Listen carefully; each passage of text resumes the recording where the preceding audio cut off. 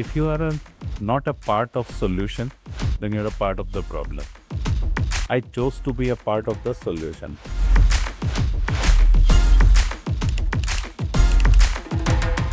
I think one of the earliest lessons I learned is not to go with solutions or prescriptions or capsules. Generally, there is a resistance if there is a prescriptive solution. It happens everywhere in life.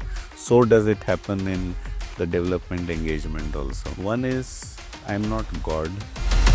I'm not going in a relationship in this work where I am a giver or a God or a solver or the Superman or somebody.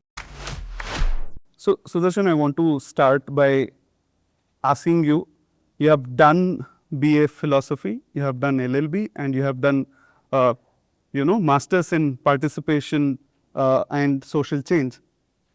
Those are three different worlds altogether. What was the thought behind this education route in itself?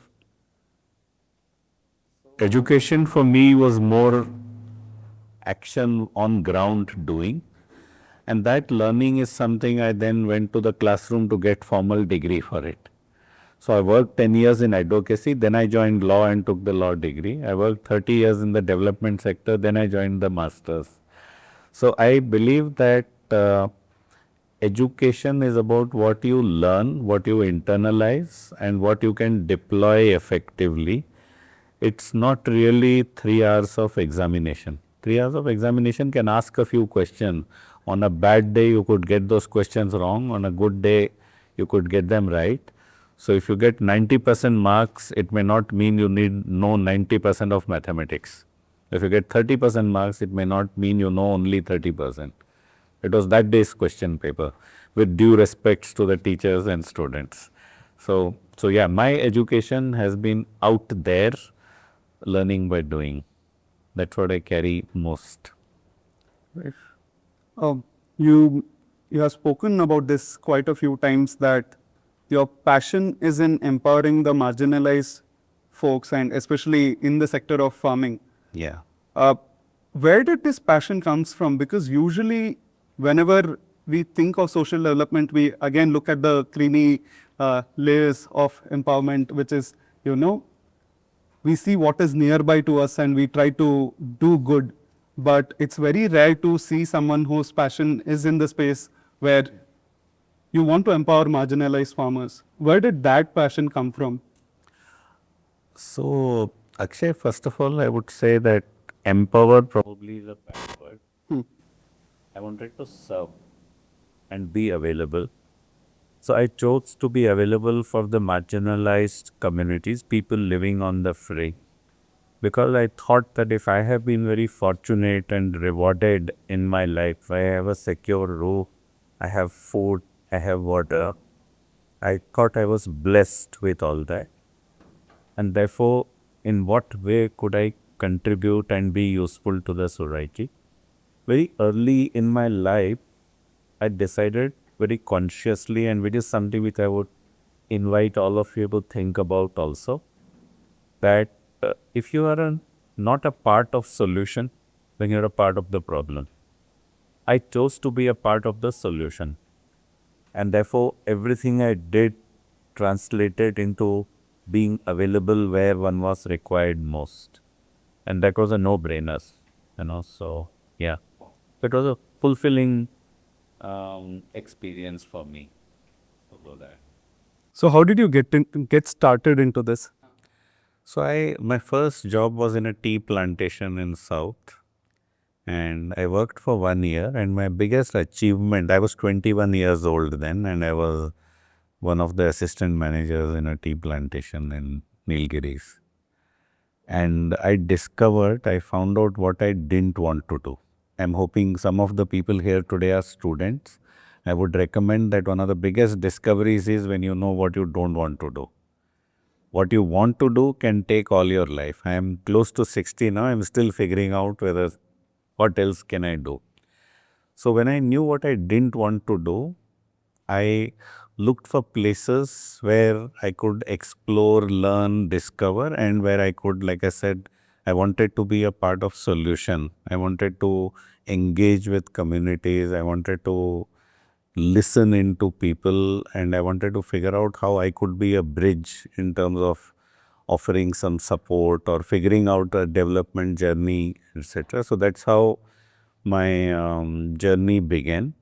My first job was as a what we know as a last mile worker or a frontline person, community mobilizer.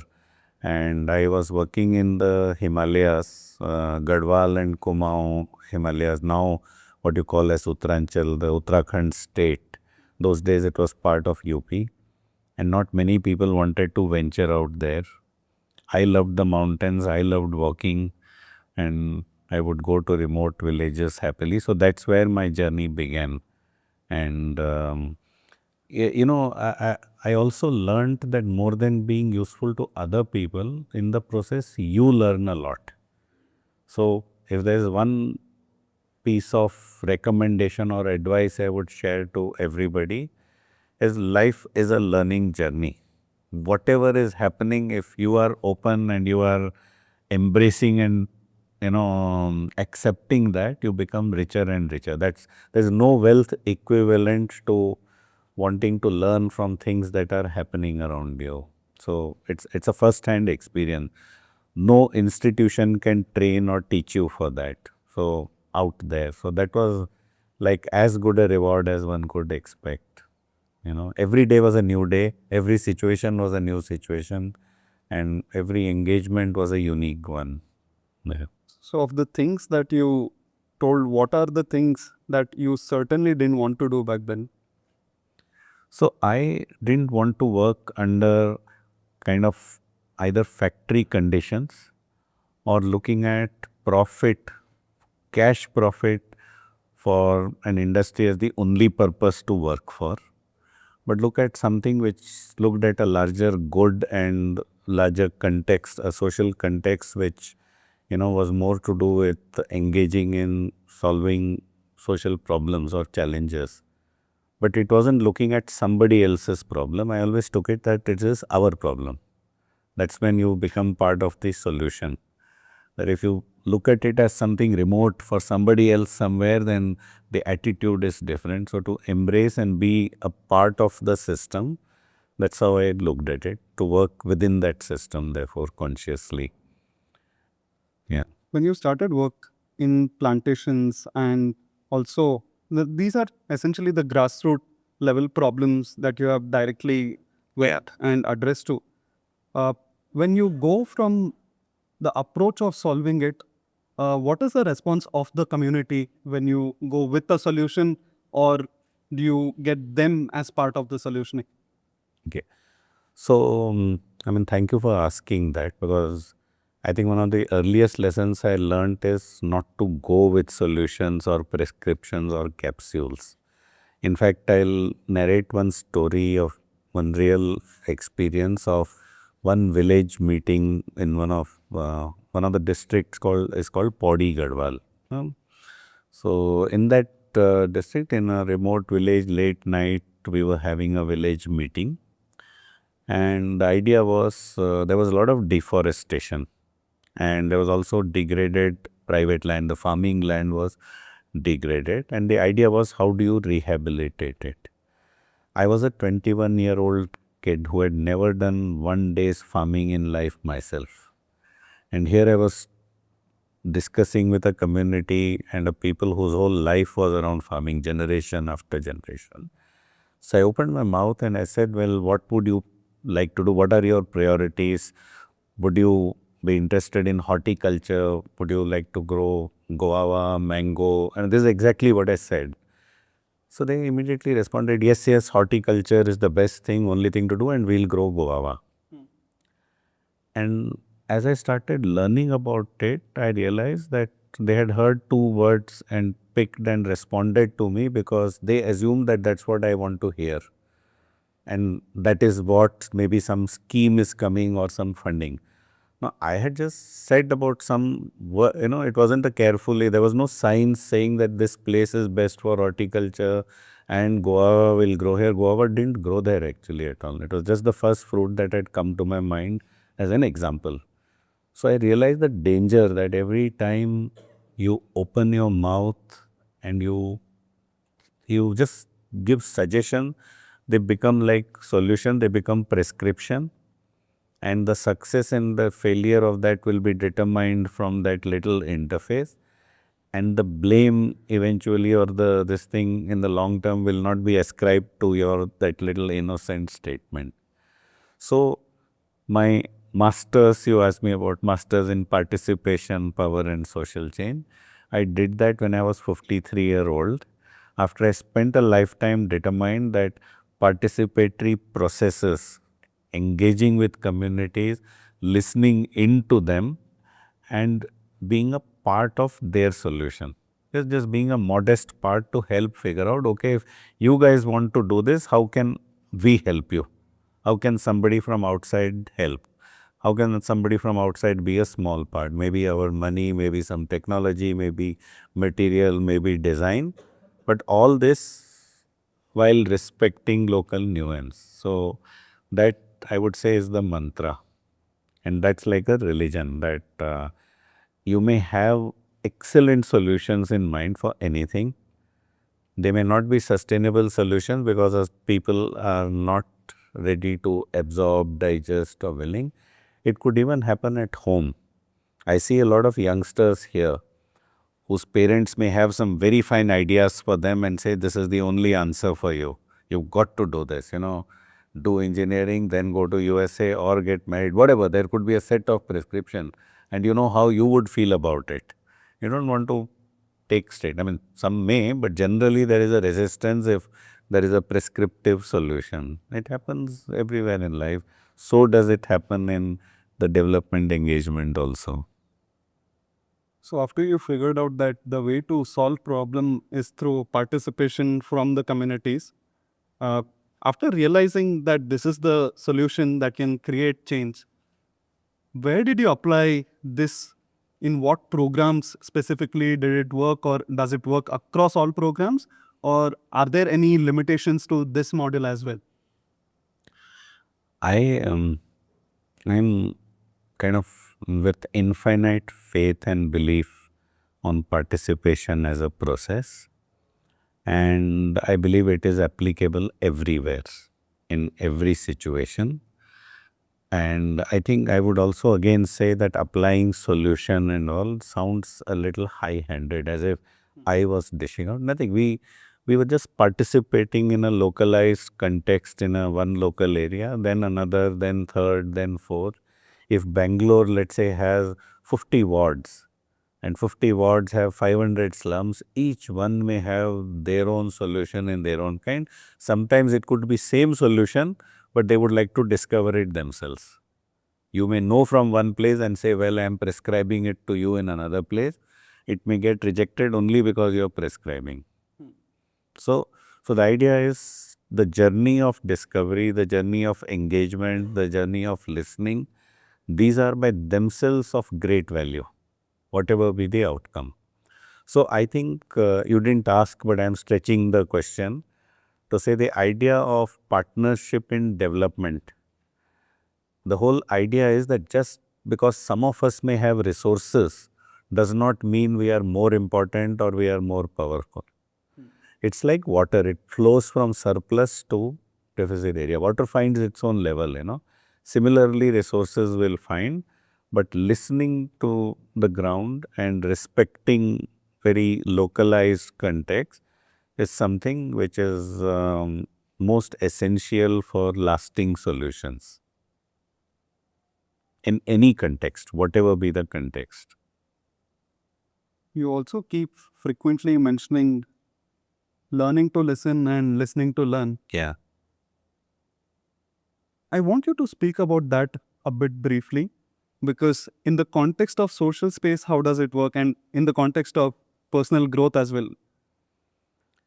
So, learning to listen is about, so we have all of you here today and only you know how actively you are tuned into listening to whatever we are sharing.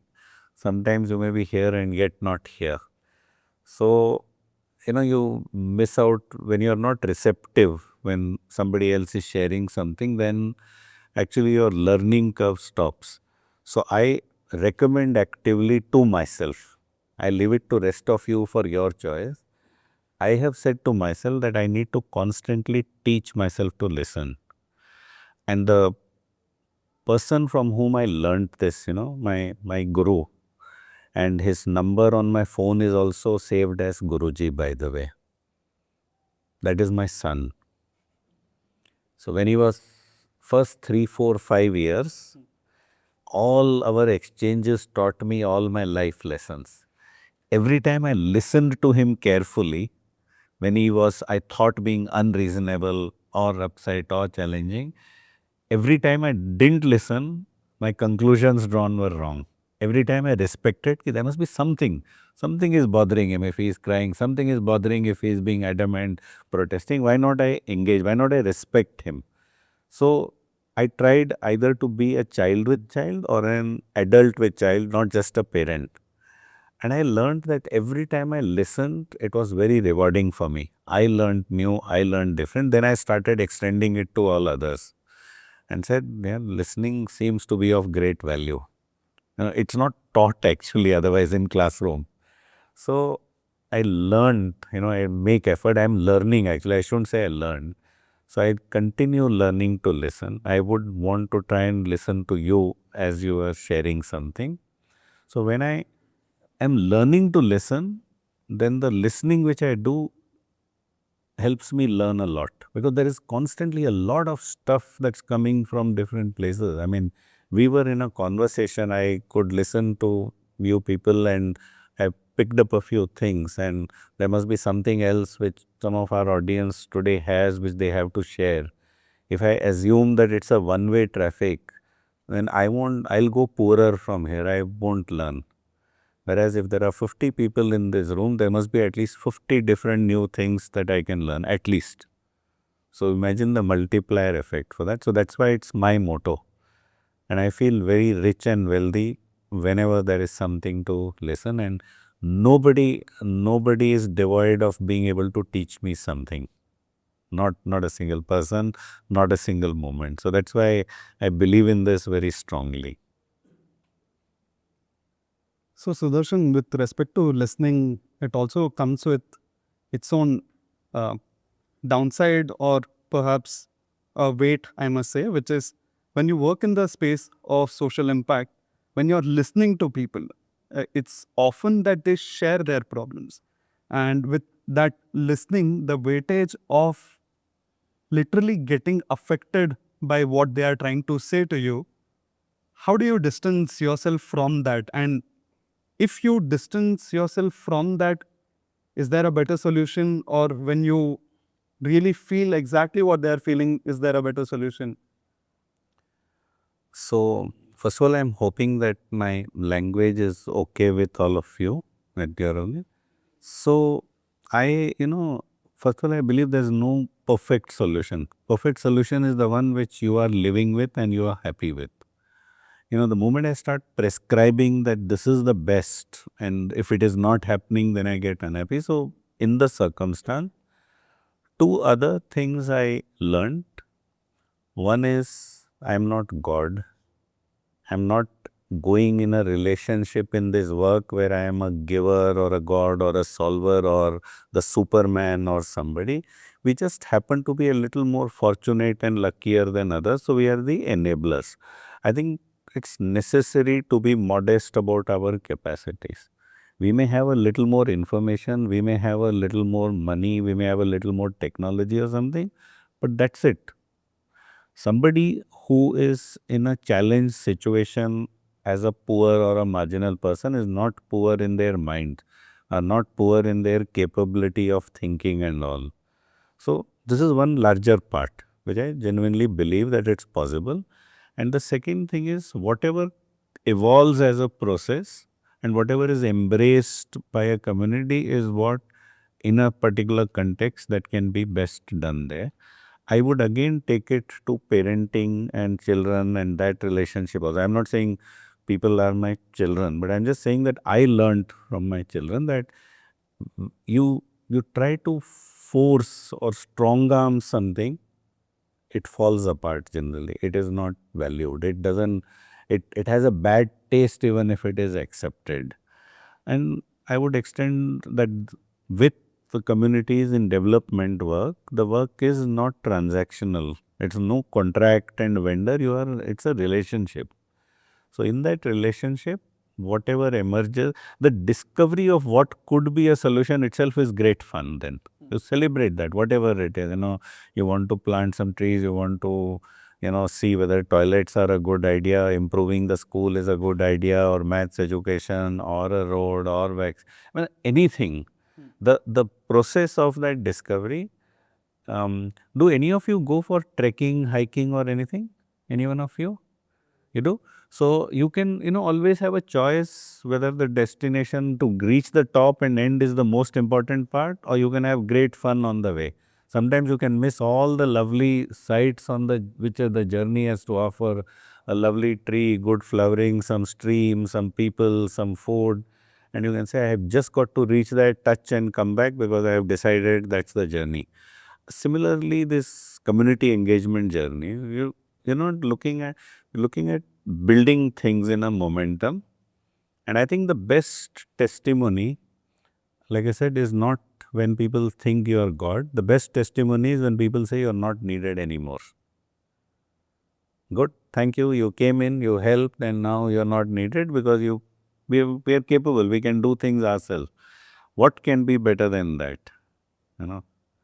So if you get scared of that idea that people will, say that you're not needed anymore, then you start getting insecure, then you start dominating, then you start holding, and then you will always want a little upper hand on everything and maybe a superiority. So like that. Sudarshan, you have worked both with grassroots organizations and large scale NGOs, and now you are working at the largest uh, corporate foundation. You have worked across different sectors like rural transformation, child rights, and even the even the initiatives in the dairy cooperative space. What is one common approach that you see that you have towards solving this problem? More so from a very interpersonal level with the community or the team or the organization as a whole. How do you go? What's the common theme across solving the problem for all these three sectors, large sectors that you work with? So I have felt its magic, but you will probably get angry with me for repeating what I said earlier, that listening and learning. Things, solutions, whatever is possible is always around everywhere uniformly. The engagement from outside, and you are by and large a science-based people, right? So you would understand catalyst, the word catalyst and its meaning. So that's our role of that catalyst. And you trigger a process, or rather, there used to be this in my generation. One of the famous sportsmen, global sportsmen, was a person called Sergei Bubka. He was a Russian pole vaulter, the one who jumps with the pole. His record was he won 7 times Olympic gold medals, meaning 7 into 4. So that many years he used to win. And one of his major statements, his quotation which I quote, he said, and pole vault, you have to take that pole and you leverage that and then you jump that height. So he said that I can never jump this high without a pole and I can never jump this high with the pole. So he said this pole was needed to get that height, but when I cross it, I have to let the pole go. Only then the jump is successful. And I think the same thing applies here. We are those poles. There are heights which development or communities travel with leveraging us, and then they let us go and also succeed. You hold on a little longer, or they hold on a little longer, I think we will trip and fall, and all that effort of, that big height will not be worth it. So, I don't know if the analogy is clear, but do watch him or watch pole vault if you are not able to connect, Yeah. I think the metaphor, the analog is quite on point. What I would like to also understand is that recently got to know you're the first employee at Reliance Foundation. What was the conversation like back then? And why were you the first person who was employed for Reliance Foundation? It was a coincidence. The program was starting. We were invited to start a program. So the rural transformation program we conceptualized.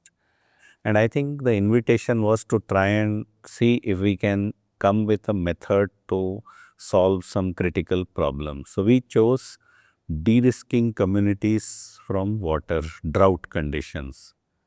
So around that we developed programs, and in extreme harsh rain-fed condition villages across India, we took up that engagement. And I think it was a pleasure to work on that, because civilizations historically have existed around water. So even the modern day context. So working around water saw us working with, agriculture, with livelihood, with, livestock, with basic life and living around there. So there was a great power in or impact in working on that and influencing. Yeah. What was your experience like? I'm sure there would be a lot of challenges that you all faced. Yeah. So the experience was that um, one is right things to do. More important is right way of doing them.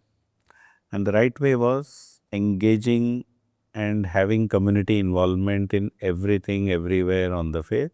And not just community, but map all the stakeholders, whoever they are, the government, whoever are in and around an ecosystem, they must all be together in putting in one direction. I think that was the biggest learning, and that was the biggest strength that got things working.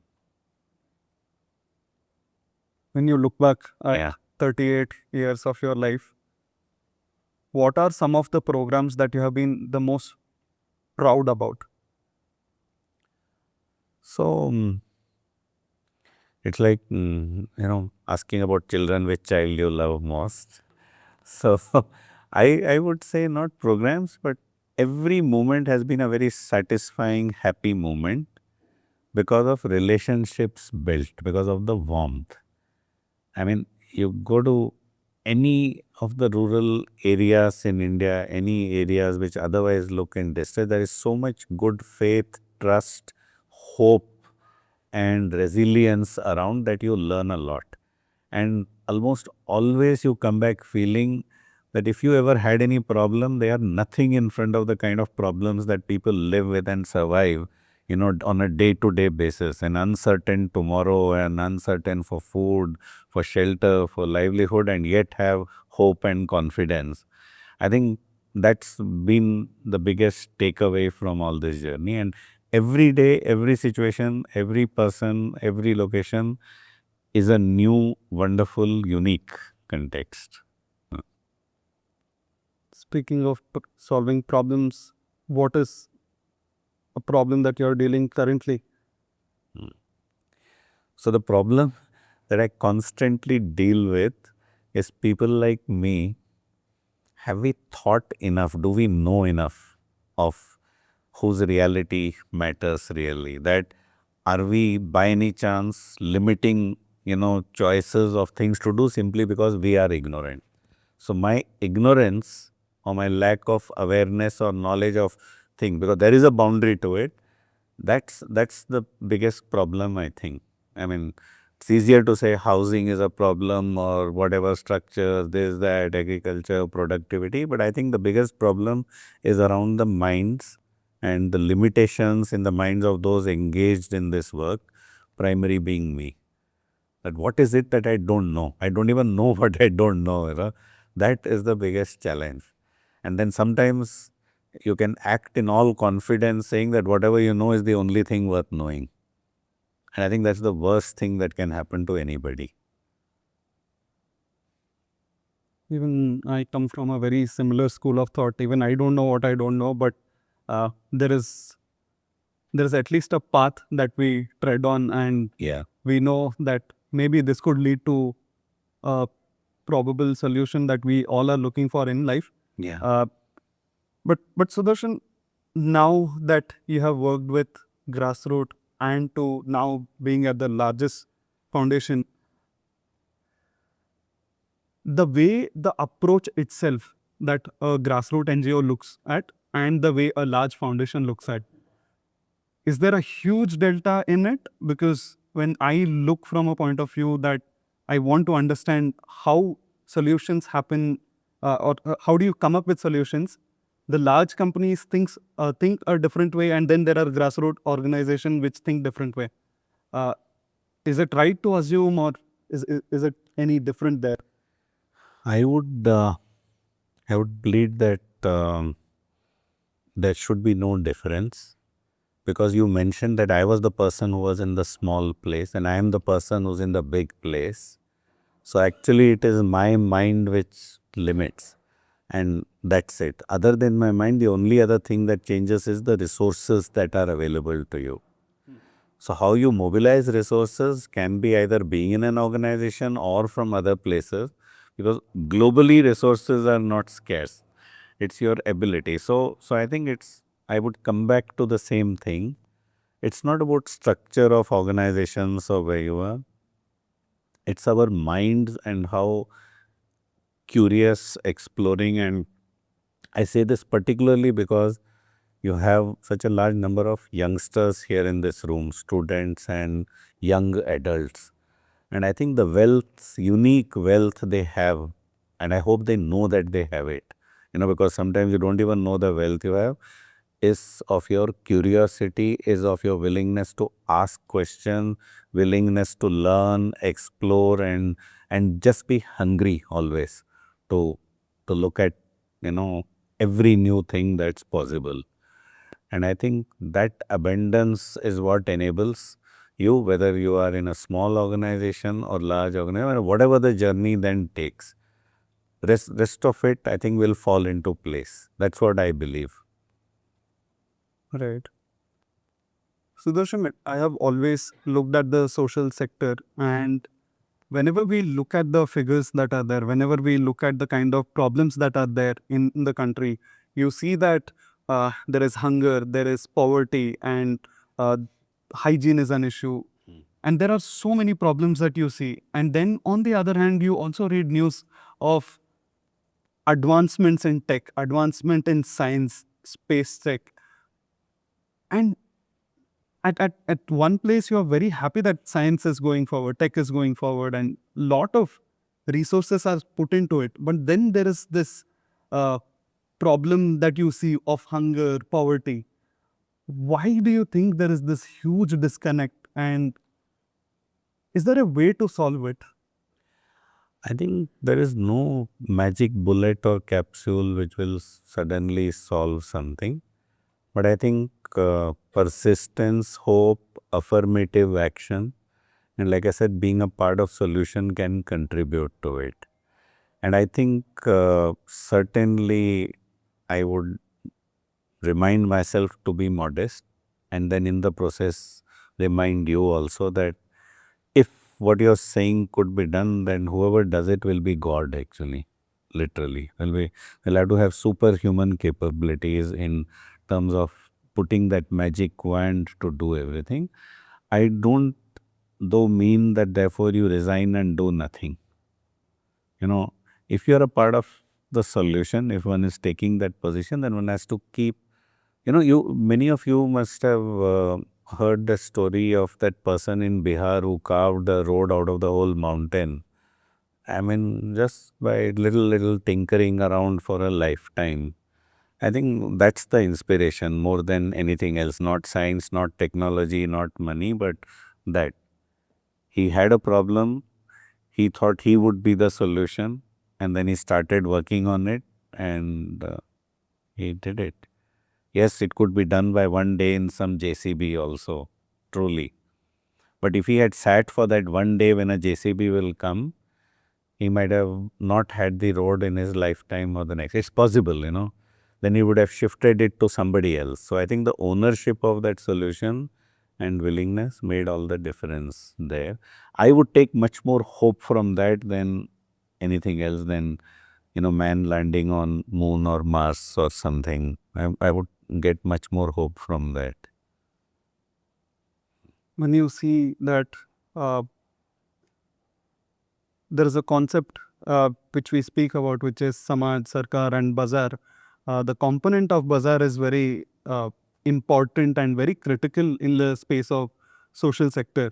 So, in that context, when you look at the way NGOs and the traditional philanthropy uh, vehicles are operating and there is change that is coming in, uh, can can the pace be expedited if there is a for-profit angle into it, or just a standalone approach of the NGOs and the uh, and the philanthropy as a model itself will yield result?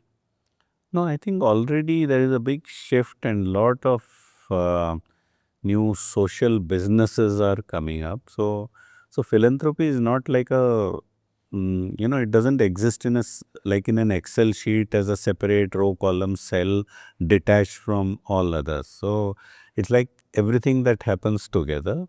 And I think business does serve its purpose. I mean, there is material gain, there is service providing, there's a lot of context. So I think you mentioned Samaj, Sarkar, Bajaj. So each one has their critical role. I think if we just say ki one will be the only one and all one and something, that's where I think we would exaggerate the importance of one and not be very realistic. Not only Bajar, not only Sarkar, not only Samaj. And like I said, we don't know if there is anything else also beyond all these three. Right now, our wisdom says that the world can be easily parceled in these three parts. But few years ago, these words were not there. So few years later, so I think when you look at a certain time and space, I think the reality context around that. But I would say one thing, that a landscape, an ecosystem, having all stakeholders being a partner of a journey, not being in conflict, will always help move in one direction and a positive direction. And if there are like people putting in cross purposes, or you're not even aware that somebody is threatened because you are wanting to do something good, I think that's a challenge. So inclusiveness and awareness about all stakeholders and their stakes would certainly help. Samaj can do it, Sarkar can do it, and Bazaar can also do it. If Bazaar thinks it will just do what it wants and everything else will fall in place, it doesn't. If Samaj feels that irrespective of Bazaar and Sarkar, we'll be able to do everything, it doesn't happen. It doesn't sustain. So in real balance and all that thing. So, Sudarshan, one thing that I did when I was researching about you is that I got curious, as in how can a person do all these things? One is at a grassroots level, then at scale, and yet there have been so many programs and impact that has been achieved because of your growth, personal growth as well. And I got a chance to talk to someone who has worked closely with you. Uh, and I feel that one thing that stood out when I was reading about you is the way you approach leadership. And then I got to know some other things as well. And for today's interview and today's conversation, I thought uh, I would like to for you to talk about what is your leadership style, and that has stood apart from whenever I see other people out there in the space. So, if you were to respond to what is your leadership style, what would that be? Yeah. So I think first of all, I should confess that I aspire to be a leader. I do wish to be a leader. I wish to be seen to be a leader. And I look at leadership as not any rank, designation or position or authority. It's simply that a set of people have a belief and are willing to walk the journey with you. And I believe to be a leader, you don't need an invitation. I think everybody and anybody who's present in this room in their own form can be a leader in their own context and proportion. Similarly, things which have worked for me well, And I would keep bringing in my children. Incidentally, they are both young adults now. They're no longer those kids, but all bulk of my lessons in life I learned from them and from people whom I worked. First I learned is one shouldn't be embarrassed to say sorry if you got it wrong. You don't need to pretend that you were always right and you were the only right person and you knew everything perfectly. So what's stupid at some time, it's okay if you tell your 4 or 5 year old kid also that, look, you got it right, I got it wrong. It's okay. You don't lose anything by doing that. Second is, I think, willingness to be vulnerable. But if you're a leader, doesn't mean you don't hurt, you don't pain, you don't fall sick, or you are not imperfect or anything. I think it has worked for me to tell people and just, in most things, I'm just like you or a little less than you know. And I think the last part is I would call it very broadly as a distributed leadership. So I don't feel insecure with people around me, whatever be their role and whatever they are doing. I'm quite happy to delegate, share, distribute, celebrate, and promote others further. So it's okay. And I think everything comes back to you. For me, it has worked so far. So, but I'm not a doctor, so there's not this medicine may not work for you, but you can try. It's worth trying. I would highly recommend it. But Sudarshan, there is this question I would like to ask. What kind of leader does these things? One, write 1,000+ emails to their employees during the time of crisis when, say, the Children International lost its FCRA. Which kind of a leader writes 1,000+ emails to their employees checking up on them? Which kind of leader takes an intern under their cohort and that person grows to be the strategist for the brand? I can count on and on, but that's very different of what you have done. What is at the core of it? That's what I'm trying to unpack here.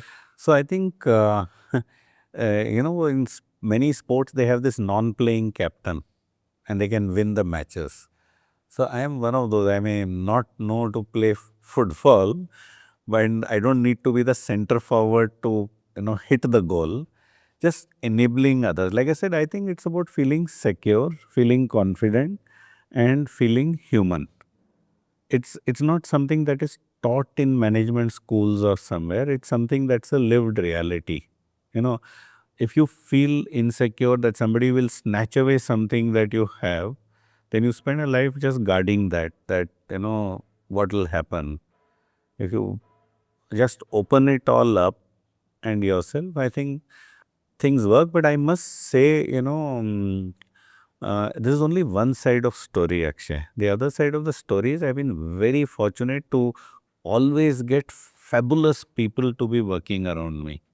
So actually 90% of things which are attributed to me as success were actually done by all others while I was doing nothing except just celebrating them, cheering them. But in my previous list, I forgot one thing to add, very important is to be able to laugh and certainly laugh at yourself. Okay? It is okay, sometimes you find that you were silly, you got laugh, but I think laughing is excellent for health, not just good for health. It should happen at all places, workplaces and everywhere. I think sometimes you take life just too seriously and you take yourself too seriously, So I don't think that works so much. So laughing is certainly, good for health, among other things, for leadership health particularly. So yeah.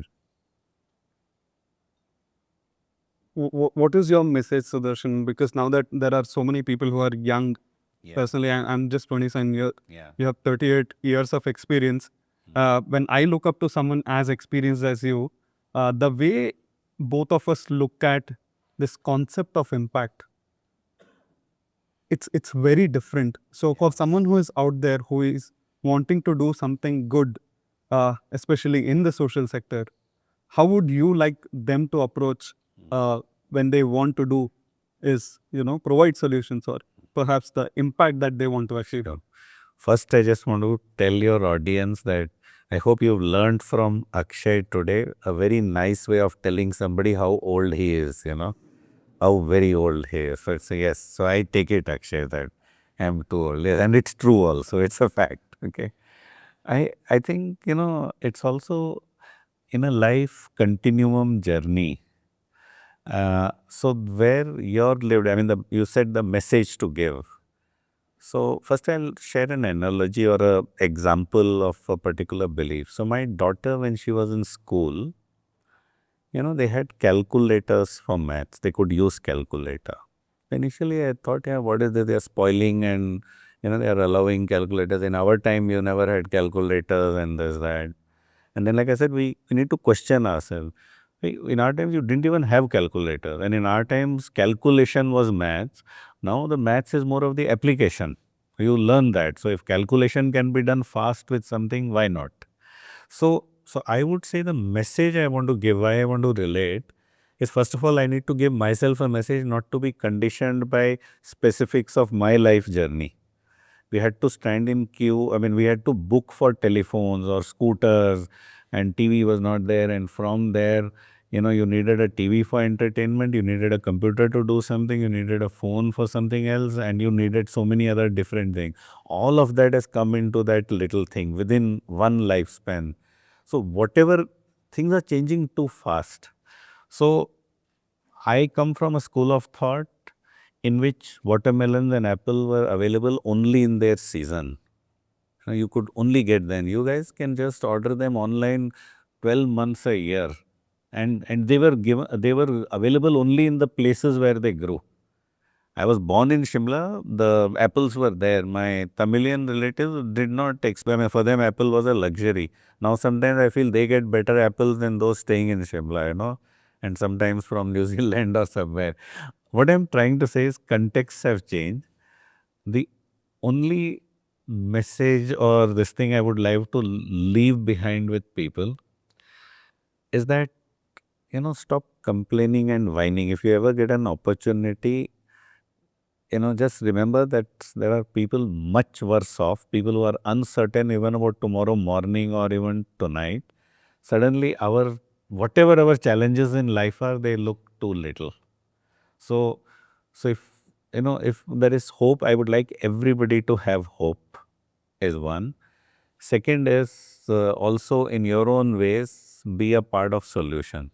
You don't need to be a part of solution by being in an NGO or somewhere. Wherever you are, whatever role, if you're a teacher, a good teacher, if you're in banking, you can do things nice. If you are selling in a retail office, wherever, I mean, uh, if you look at yourself as a part of a larger universe, and you are conscious, socially conscious that my little actions will impact things or my inactions. To do some things, to not do some things, and then, be questioning some of the things you do, whether you can stop. So I think a balance is what I would like people to be conscious of and encourage. And well, go out and make your own mistakes. That's the other part. I mean, I have made my mistakes and plenty of them. And so, therefore, yes.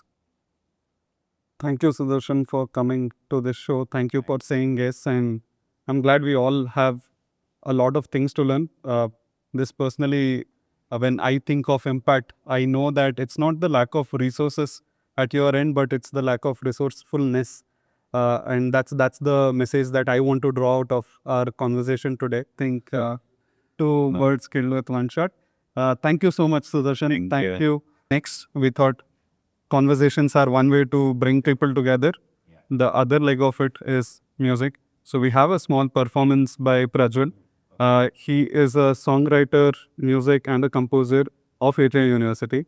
So I would like to invite Prajwal on the stage. ओरी चिड़ैया नन्ही सी चिड़िया अंगना में फिरे आ जा रे ओरी चिड़ैया नन्ही सी चिड़िया अंगना में फिरे आ जा रे अंधियारा है घना और लहू से सना, किरणों को लेके अंबर से चुन के अंगना में फिर आ जा रे। ओरी चिड़ैया नन्ही सी चिड़िया अंगना में फिर आ जा रे। हमने तुझ पे हजारों सितम है किए, हमने तुझ पे जहां भर के गम है किए। हमने सोचा नहीं ये ज़मीं तेरे बिन सुनी रह जाएगी। किसके दम पे सजेगा मेरा अंगना। ओरी चिड़ैया नन्ही सी चिड़िया अंगना में फिर आ जा रे।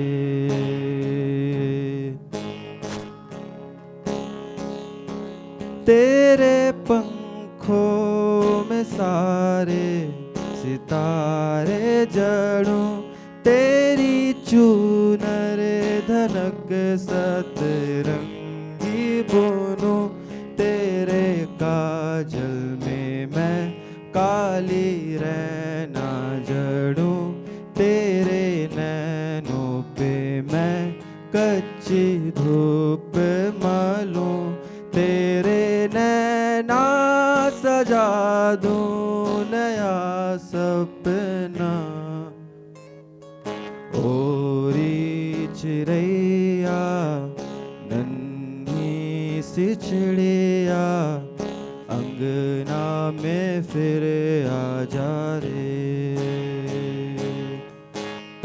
ओरी चिड़ैया मेरी चिड़ैया अंगना में फिर आ जा रे। Thank you so much guys.